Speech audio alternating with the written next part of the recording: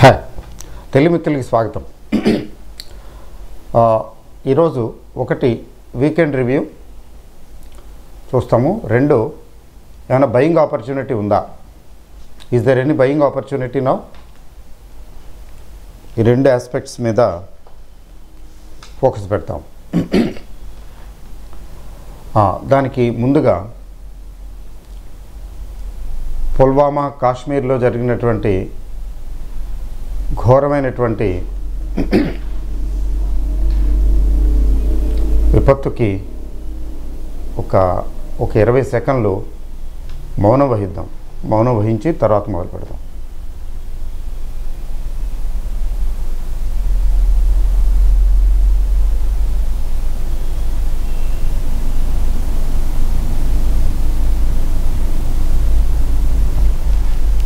Okay,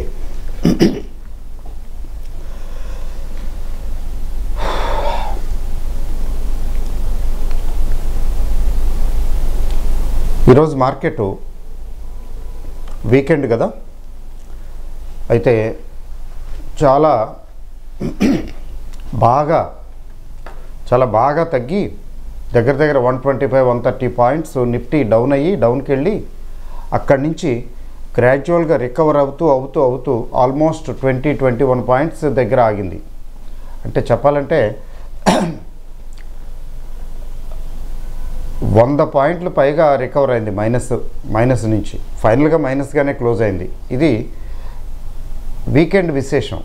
అంటే ఈ వారం తీసుకుంటే యాజ్ ఎ హోల్ ఒక్కరోజు కూడా మార్కెట్ పెరగల, మార్కెట్ రికవర్ అవ్వాల. It's a week with blank positive note. Good.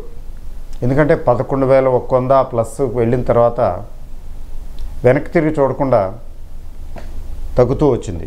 ఇది గమనించారో లేదో, మార్కెట్కి స్ట్రెంగ్త్ లేకపోవడం. అయితే 11,000 ఏదో యాజ్ ఎ ఫార్మాలిటీ క్రాస్ చేసింది. అక్కడి నుంచి సెల్లింగ్ మొదలుపెట్టారు. It's okay, that is the story of Nifty 50. But Nifty 50 మిగిలిన షేర్లు రిప్రజెంట్ చేస్తుందా? చేస్తుంది, చేయొద్దు, రెండును. ఈరోజు స్పెషాలిటీ ఏంటంటే నిఫ్టీ 50 0.2% తగ్గింది. అంటే సుమారుగా ఒక 20 పాయింట్లు, 20-22 పాయింట్లు తగ్గింది అంతే. దగ్గర ఫ్లాట్ అని చెప్పొచ్చు.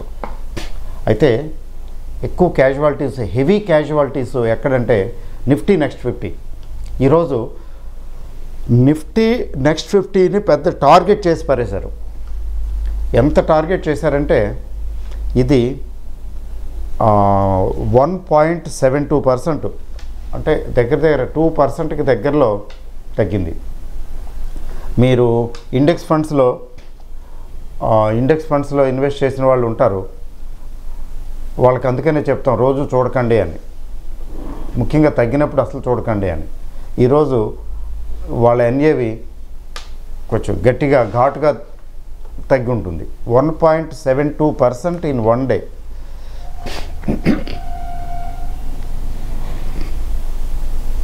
It's a big fall. అంత తగ్గటం మీకు జస్ట్ చూపిస్తాను, జస్ట్ ఐడియా కోసం, ఓవరాల్గా ఎట్లా ఉందనే దానికోసం.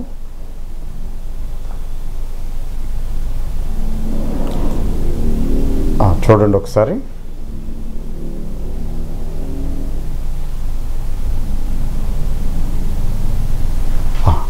ఇక్కడ చూస్తున్నారు కదండి, లెఫ్ట్ సైడ్ చూడండి. ఈ లెఫ్ట్ సైడు నిఫ్టీ 10,724, ఆల్మోస్ట్ 10,620కి తగ్గిపోయింది, పడిపోయింది. అంటే మార్కెట్లో ఇంట్రాడేలో 10,620 దాకా వచ్చేసింది. 10,650 చెప్పాలంటే కొంచెం 10,640, 10,650 అనేది ఒక రెసిస్టెన్స్ లెవెల్. ఆ రెసిస్టెన్స్ని కూడా క్రాస్ చేసేసినట్టుగా చేసి సడన్గా మళ్ళీ అక్కడి నుంచి రికవర్ అయింది. అంటే అక్కడి నుంచి అక్కడ సపోర్ట్ దొరికింది. సో ఈ సపోర్టు నుంచి మళ్ళీ పికప్ అయింది, 100 పాయింట్లు రికవర్ అయింది. మామూలుగా కాదు, 100 పాయింట్స్ రికవర్ అయింది. It's not a joke. But చూడండి, నిఫ్టీ నెక్స్ట్ 50 ఏమైంది 445 పాయింట్స్, 25,500 ఈ మధ్యకాలంలో నేను చూడలేదు. మార్కెట్ బాగా తగ్గినప్పుడు కూడా బహుశా వచ్చి ఉండదు ఇది. ఆ మధ్యన 10,000 రేంజ్కి వచ్చినప్పుడు నిఫ్టీ, అప్పుడు కూడా నాకు డౌటే వచ్చిందా అని. 25,500 ఉంది ఇప్పుడు నిఫ్టీ నెక్స్ట్ 50. గణనీయంగా అంటే 30,000 చిల్లర ఉన్నదల్లా 25,000కి వచ్చిందంటే ఎంత తగ్గిందో చూడండి. ఇది 1.72%. 1.72% నిఫ్టీ నెక్స్ట్ 50 తగ్గింది. అందుకనే నిఫ్టీ నెక్స్ట్ 50 లాంగ్ టర్మ్కి ఓకే. నిఫ్టీ నెక్స్ట్ 50 నిఫ్టీ కంటే ఎక్కువ తగ్గుతుంది తగ్గేటప్పుడు. అయితే నిజంగా పెరగటం మొదలుపెట్టినప్పుడు మంచి మార్కెట్లో నిఫ్టీ కంటే ఎక్కువ వేగంగా పెరుగుతుంది. ఎవరికైతే ఈ రిస్క్ ఫ్యాక్టర్ గురించి అవగాహన లేదో, వాలటైలిటీ విషయంలో ధైర్యం ఎవరికైతే చాలదో వాళ్ళు ఏం చేయాలంటే నిఫ్టీ 50 ఇండెక్స్ ఫండ్లో పెట్టుకోవటం బెటర్ నిఫ్టీ నెక్స్ట్ 50 కంటే, లేదా రెండింటినీ 50-50 చేసుకుంటే మంచిది. అది తర్వాత మిడ్ క్యాప్ పర్వాలేదు, ఒక 0.96 అంటే దగ్గర 1% తగ్గింది. స్మాల్ క్యాప్ సహజంగానే కొద్దిగా ఎక్కువ తగ్గాలి కదా, కానీ మరీ ఎక్కువ తగ్గల, 1.15%. బ్యాంకు తక్కువే. ఎటొచ్చి ఫార్మా మాత్రం ఉతికేశారు. ఫార్మాలో 3% తగ్గిందండి, 3.11%. అంటే ఈరోజు మార్కెట్ విశేషం ఫార్మా ఒకటిను నిఫ్టీ నెక్స్ట్ 50 ఒకటి. ఆ ఫార్మాలో కూడా మీరు గమనించారు లేదో, నిఫ్టీ నెక్స్ట్ 50లో అరబిందో ఫార్మా, బహుశా నాట్కో కూడా కదా, ఈ నాట్కో ఫార్మా లాంటివి ఎత్తి కుదేశారు. 2 రోజుల నుంచి చేస్తున్నారు ఆ పని. మరి నిఫ్టీ 50లోనేమో సన్ ఫార్మా, ఇట్లా లూపిన్ కూడా ఉంది కదా. సన్ ఫార్మా రిజల్ట్ బాగుంది. అయితే కార్పొరేట్ గవర్నెన్స్ ఇష్యూలు ఉన్నాయి. సెబీకి వాళ్ళు ఎక్స్ప్లెనేషన్ కూడా సబ్మిట్ చేశారు. SEBI is considering. In the mean time పడేశారు అంతే. అయితే ఇష్యూస్ నిఫ్టీ 50 కంపెనీలు అయితే గ్రాడ్యువల్గా ఈ ఇష్యూస్ సార్ట్అవుట్ చేసుకుని బ్రతికి బట్టగట్టగలుగుతాయి. చిన్న కంపెనీలు అయితే కష్టం. అందుకని నిఫ్టీ 50 విషయంలో కొంచెం ధైర్యంగా ఉండొచ్చు. ఇంకా చెప్పాలంటే కొంచెం ట్రబుల్స్ ఉన్నప్పుడు బాగా తగ్గుతాయి కదా, అట్లాంటప్పుడు నార్మల్గా కొంచెం మార్కెట్లో ఎంటర్ అవ్వచ్చు, కొంచెం యాడ్ చేయొచ్చు. అయితే ఇప్పుడు సన్ ఫార్మా కొనొచ్చా, వేదాంత లాంటివి కొనొచ్చా అనే ప్రశ్నకి నేను సమాధానం చెప్పటం లేదు. అది మీరు డిసైడ్ చేసుకోవాలి. బట్ జనరల్గా చెప్పటం, మెటల్స్ చెప్పక్కర్లేదు. నిఫ్టీ 50లో ఎక్కువ మెటల్స్ లాగేసినాయి వెనక్కి, వేదాంత, హిండాల్కో, ఇట్లా ఇవన్నీ. సో ప్రాక్టికల్గా ఏంటంటే దీనికి ఈరోజు హెడింగ్ ఎలా పెట్టచ్చు అంటే బ్లీడింగ్, మార్కెట్ ఈజ్ బ్లీడింగ్, ఆ టైప్ పెట్టచ్చు. రోజు ఒకే టైపు, ఇది రోజు ఎప్పుడు ప్రతి నెలలోనూ ఇలా బ్లీడింగ్ సిచ్యువేషన్స్ ఉన్నాయి కదా, దాని గురించి ప్రత్యేకించి చెప్పడం ఎందుకు. అందుకని అలాంటి టైటిల్ని అవాయిడ్ చేసి బయింగ్ ఆపర్చునిటీ, ఇప్పుడైనా బయింగ్ ఆపర్చునిటీ ఉందా అనే సెన్స్లోని మీకు టైటిల్లో పెట్టడం జరిగింది. Is it at buying time? చూడండి, ఇది ఇప్పుడున్న ఇట్లాంటి సిచ్యువేషన్ చూస్తే ఏంటి చేయొచ్చు, కిమ్ కర్తవ్యం ఏంటి అది చెప్పి నేను ముగిస్తాను. ఇంకేం లేదు కదా చెప్పాల్సింది, ఏం లేదు, నథింగ్. ఎక్కువ టైం స్పెండ్ చేయవలసిన అవసరం లేదు. నేనైతే బయింగ్ ఆపర్చునిటీ ఉంది అని అనిపిస్తున్నది. ఎందుకంటే కంటిన్యూస్గా కాన్స్టెంట్గా ఒక వారం రోజుల పాటు తగ్గిందంటే ఇక్కడ ఓవర్ సోల్డ్ పొజిషన్లోకి దాదాపు వచ్చేసినట్టే కనబడుతున్నది. నిన్న లేదు కానీ ఈరోజు కనబడుతున్నది కొద్దిగా ఓవర్ సోల్డ్ పొజిషనే. మరి at least short time over sold position అనుకుందాం. మరి ఓవర్ సోల్డ్ పొజిషన్లో చిన్న పుల్ బ్యాక్ ర్యాలీ రావచ్చు. అంటే పుల్ బ్యాక్ ర్యాలీ వచ్చి మళ్ళీ ఇంకొకసారి ఇంకెక్కడికి వెళ్ళిపోతుందా అంటే అట్లాంటి సిచ్యువేషన్స్ ఎక్కువగా కనిపించడం లేదు నాకు.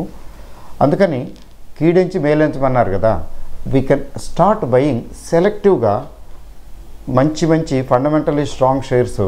అంటే ఎట్లా చూస్ చేసుకోవాలంటే నేను చెప్తాను, ఈ హింటు మీకు ఉపయోగపడుతుంది. కంపెనీ ఫండమెంటల్స్ జనరల్గా బాగా ఉండి నార్మల్గా మంచివి అయ్యి ఉండి ఏవో కారణాల వల్ల తగ్గి ఫండమెంటల్స్ ఓకే, బట్ ఏవో కారణాల వల్ల మైక్రో మ్యాక్రో రీజన్స్ వల్ల తగ్గుతూ వస్తూ ఉన్న కంపెనీలు, ప్లస్ ఈ క్వార్టర్లీ ఈ పెర్ఫార్మెన్స్ అంటే రిజల్ట్స్ బాగుండి, అంటే రిజల్ట్స్ బ్యాడ్గా లేవు కానీ ప్రైస్ మాత్రం పెరగలేదు. ఏవో చిన్న ఇష్యూస్, చిన్నవో పెద్దవో కొన్ని ఇష్యూస్ ఉండటం వల్ల. అయితే కంపెనీలు ఇస్తే ఫండమెంటల్లీ స్ట్రాంగే కానీ బట్ రిజల్ట్ బాగున్నాయి. అట్లీస్ట్ రిజల్ట్ ఫ్లాట్గా ఉన్నాయి, అట్లీస్ట్ రిజల్ట్ బ్యాడ్గా లేదు. అట్లాంటి కంపెనీలు సెలెక్ట్ చేసుకుని నోట్ చేసుకుని you can start buying. But ఇంత ఒకేసారి పెట్టుకోవద్దు. ఇంత ఒకేసారి పెట్టుకుంటే ఏమవుతుంది, ఏదైనా అవుతుంది, అజీర్తి చేస్తుంది కదా. ఇప్పుడు బయింగ్ ఆపర్చునిటీ ఉన్నమాట నిజమే, బయింగ్ ఆపర్చునిటీ వచ్చిన మాట నిజమే. కీప్ మనీ, స్పేర్ మనీ, డబ్బులు దగ్గర పెట్టుకోండి, బయింగ్ ఆపర్చునిటీ వస్తుంది, షాపింగ్ టైము వస్తుంది అనుకుంటున్నాం కదా ఇన్నాళ్ళును. ఇప్పుడు ఏమంటున్నానంటే షాపింగ్ టైము వచ్చేసినట్టే దాదాపు. అయితే షాపింగ్ టైము ఒకసారే కొనుక్కుని పెద్దగా ఎవడెళ్తాడు, ఒకసారి కొన్ని ఇంట్లో పడేసుకుంటే పోద్ది కదా అనే ధోరణి సూట్ అవుతూ ఏం చేయాలి, ఇక్కడి నుంచి స్టార్ట్ బయింగ్, తోడా కొంచెం కొనుక్కుంటూ వెళ్ళటమే.